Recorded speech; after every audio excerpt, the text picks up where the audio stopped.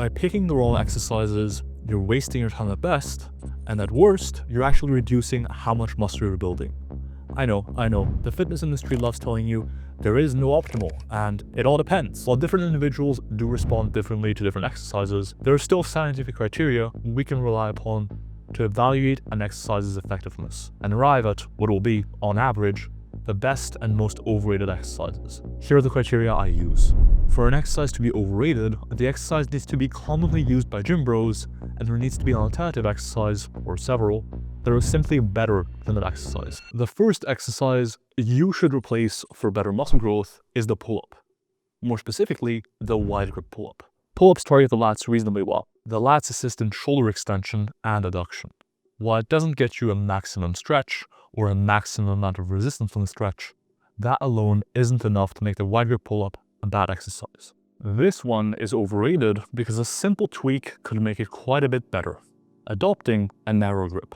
See, the lats get more stretch as you bring your arms across. With a wide grip, you're limiting the stretch on the lats you get at the bottom of the rep. So, try replacing your wide grip pull-ups with narrow grip pull-ups. The same goes for all lat work, in my opinion.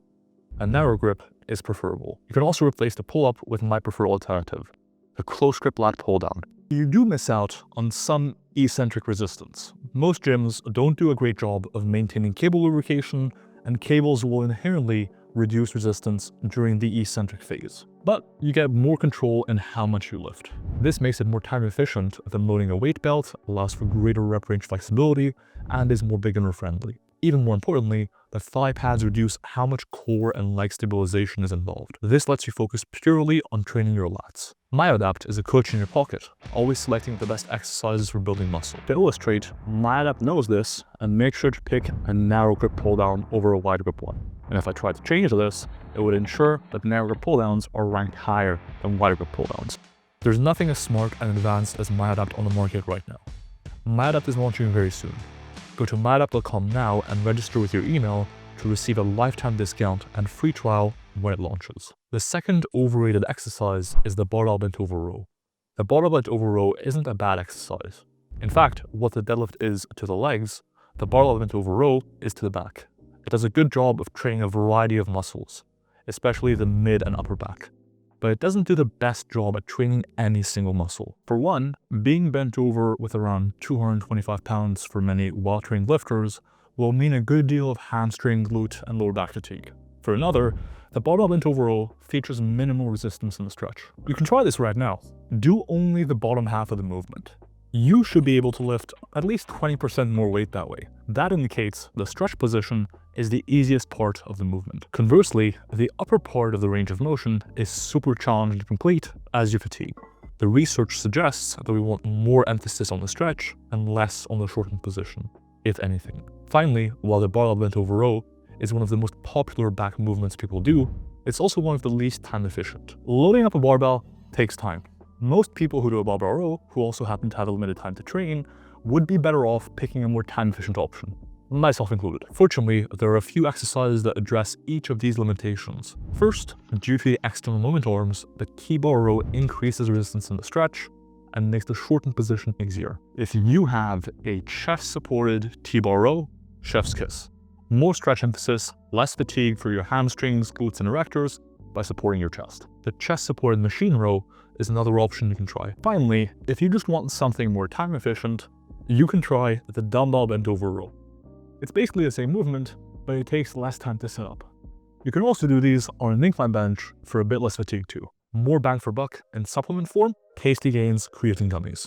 Creatine is one of the only supplements that actually works and could give you up to an extra 3 pounds of muscle growth in a year. It's one of the only supplements that actually works. I've been using these creatine gummies by Tasty Gains, and they taste pretty good. My favorite flavor is this pineapple mango. If you find powder to be gritty and find it tastes like shit, try these. I'll throw a Tasty Gains link in the description if you want to try a barbell. Next, we have the reverse curl. Let's compare it to the barbell curl, which can be seen as a benchmark. By adopting an overhand grip, we stretch the biceps a bit more. This is a good thing. However, we also involve our forearm extensors to keep our wrists straight. These muscles are relatively weak and can limit performance. Therefore, reverse curls may reduce how close we can take our elbow flexors to failure. In my view, this benefit and drawback roughly cancel each other out. Here's the thing though, most people who do reverse curls do it for the brachialis and the brachioradialis. People assume the reverse curl will train these better because those elbow flexor muscles have better leverage in this exercise. I covered the principle in mechanical matching, but all I'll say is that I don't think this is true. Instead, if you want to train your brachialis and brachioradialis, you'll likely want an exercise that loads the stretch well. In a study by my own colleagues, currently only available as a conference abstract, the researchers compared the effects of the preacher curl and incline curl on biceps, brachialis, and brachioradialis hypertrophy. The incline curl grew the biceps more, likely owing to the greater stretch. Conversely, the brachialis and brachioradialis grew more from the preacher curl, suggesting more resistance in the stretch is a good bet for brachialis and brachioradialis growth. So, instead of reverse curls, I'd focus more on exercises like the preacher curl or the flat preacher curl. While we're shortening the biceps at the shoulder, which isn't great for growth, the brachialis and brachioradialis are stretched fully with a crazy amount of resistance in the stretch. Sticking with the upper body, people often train their shoulders wrong. They do some lateral raises, skip all rear delt training, and do a ton of front raises. There's a few issues with this. For one, for the best shoulder growth, you should be doing some rear delt isolation training. They're like any other muscle. Front raises have their own set of problems. First, I'm not convinced you need to do much direct front delt training. But wait, didn't I just say you should isolate your delts? Why are the front delts different? Holy shit, dear viewer. You hold internally consistent beliefs and critically think. Look at you go. However, there is a difference between the front delts and the rear delts in how they get trained. During row exercises for your upper back, you always miss out on a great deal of rear delt stretch. Plus, that position, as we just discussed, is usually a breeze. During pressing exercises, however, especially dips, you often get a near maximal stretch. Plus, that position is pretty challenging in contrast to rows. So, you probably get quite a bit more front delt stimulus from indirect training than you get rear delt stimulus from indirect training. But back to front raises. For that reason, I think front raises are quite optional. If you really want your best front delt growth, be my guest. But there's not quite as much meat on that bone as you may think. The second issue with most front raises is they're not even particularly effective set for set. Dumbbell front raises, plate front raises, barbell front raises, even cable front raises, the way most people perform them. Those are the ones most people do, and they're not great exercises. You have no resistance in the stretch, and you're missing out on at least 40 degrees of stretch or so. Instead, if you really insist on doing some front raises, do them with cables. Do them with dumbbells off an incline bench. Both those exercises will give you more stretch and much more resistance in the stretch. Halfway through the list, and it's time to move on to the lower body. Let's start with the abs. I have real beef with hanging leg raises. It's like someone tried to design an ab exercise that both maximized fatigue and minimized stimulus somehow. Let's address fatigue first. Most ab isolation exercises have minimal fatigue. A cable crunch. Use straps, and the only muscles that are really being fatigued besides your abs are your hip flexors. A lying leg raise, again, basically just your hip flexors. Now, the hanging leg raise. Both your forearms and lats are involved. In a dead hang, this is pretty manageable. But once you add dynamic movement in, lat involvement spikes, since they need to stabilize the whole movement.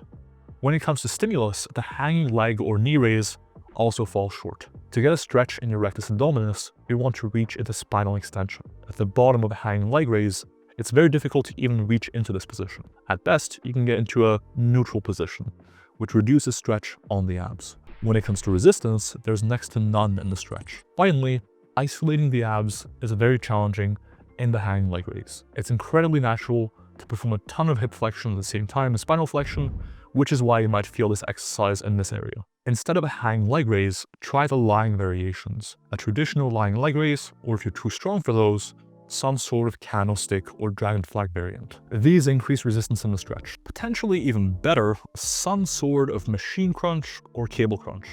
Both of these make it easy to focus on spinal extension and getting a good stretch in the rectus abdominis. Next, quad training. The goblet squat is many lifters' introduction to squatting. But to be honest, it's not a great choice for muscle building, even for beginners. The goblet squat does a few things right. It can work okay as an introduction to squatting deep. The anterior loading helps many beginners get used to squatting with more range of motion. However, the glaring issue with this one is loadability. Unless you're a complete beginner, you just can't load it heavy enough. I think beginners are better off starting with a cross grip front squat instead. The same anterior loading benefit, but you can actually load the exercise properly, even if all you have are dumbbells. And the front squat is out of the question. I would rather someone do a Bulgarian split squat or a step up with dumbbells. Both of those are more challenging, meaning you can get more out of less weight if you're training from home. They can also be loaded as heavy as you'll ever need to. Next, we have an exercise I haven't done in over 5 years, the 45-degree back extension. It's not even good enough for me to have in my own gym. And yet again, this is a super popular beginner exercise. My issue with it, of all the hip hinges you could do for your hamstrings and glutes, this might just be the worst one. First, loadability.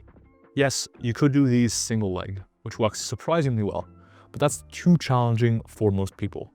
Instead, you'll have to hold a plate or a dumbbell, which suffers from the same limitations as the good old goblet squat. Or you can hold onto a barbell, but that limits stretch heavily. It's awkward at best to load properly. But couldn't I just do high reps? Yes, you could. That said, the 45-degree back extension is a hip hinge, and it's quite systemically fatiguing. Do them for high reps, and you'll end up very out of breath, and probably end the set because of the burn, rather than because your hamstrings reached failure. The second big issue is that the 45-degree back extension is very bad at being a hip hinge. See, a big reason why Romanian deadlifts and good mornings are so good for building muscle is that they let you get a great weighted stretch in the hamstrings, glutes, and adductors. In the 45-degree back extension, the pad usually stops you from getting very far down. Additionally, because of the moment arms involved, resistance is greatest when your torso is parallel to the floor. Meanwhile, there's next to no resistance in the stretch position. Any Romanian deadlift, good morning, and even pull-throughs will do a better job. My favorites are the dumbbell Romanian deadlift for time efficiency and the Smith machine good morning for overall versatility. Sticking with the hamstrings, we have what I think is one of the worst leg curl variations you could do, a lying leg curl. This is unfortunate because this is a leg curl I see most people do. The first issue is that lying leg curls are very easy to cheat by sticking your butt out to finish a rep. However, that's not all. The research also suggests this isn't the best hamstring builder. A group of researchers in Japan directly compared hamstring growth from the seated leg curl to the lying leg curl. For background, the seated leg curl has your hips flexed, which pre-stretches the biarticular hamstrings that extend the hip, the biceps femoris long head, the semitendinosus, and the semimembranosus. The lying leg curl doesn't do this. As a result, this study found much greater hamstring growth from the seated leg curl compared to the lying leg curl. The same would likely apply to the standing leg curl machine, which I don't consider a great movement either. There is one saving grace for the lying leg curl and standing leg curl though, sartorius growth. While the biarticular hamstrings get pre-stretched in the seated leg curl, the sartorius, which is a knee flexor and hip flexor, gets pre-stretched in the lying leg curl, since the hips are extended. And, as we'd expect, Milo and colleagues did find that the lying leg curl grew the sartorius more than the seated leg curl. So, while lying leg curls are overrated and shouldn't be the first port of call when you're picking your hamstring curls, doing them every now and then is okay. Just keep in mind that the hamstrings are a much bigger muscle group than the sartorius. So, seated leg curls should be the de facto replacement for lying leg curls. Try leaning forward for an even better hamstring stretch. If you replace these 8 overrated exercises, I think you'll see more muscle growth. If you replace your overrated alpha and gym animal wardrobe with something with a bit more character, you may double your muscle growth too. My citation? I just made it up.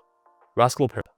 They put my ass on a t-shirt recently, so they're all good in my book. That and the fact that their clothing is the most durable and squat resistant I've ever used.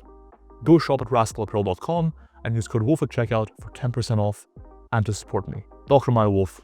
Until next time.